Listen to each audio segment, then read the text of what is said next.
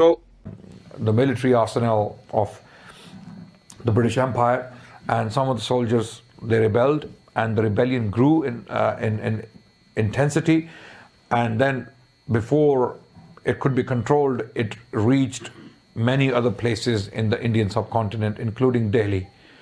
The last Mughal emperor in Delhi, Bahadur Shah Zafar, was besieged by these rebellious soldiers trained by the British Empire. They were native soldiers, but they were trained by the British, right? So they had these military skills, which even the British feared, because they are the ones who trained them, right?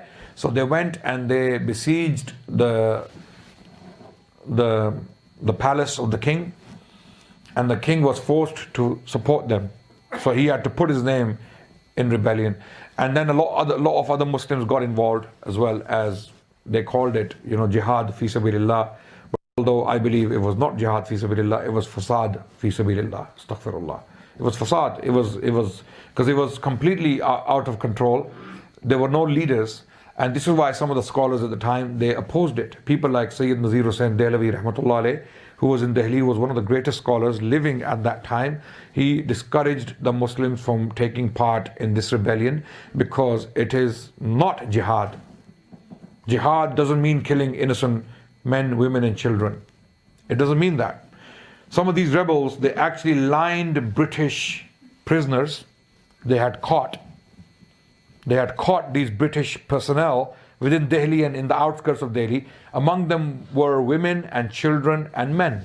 They lined them up, and in front of the king of Delhi, Bahadur Shah Zafar, they shot them dead.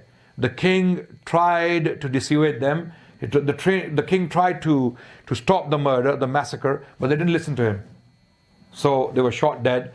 And a lot of the Muslim scholars were highly disturbed by this development, and they said, this is not us.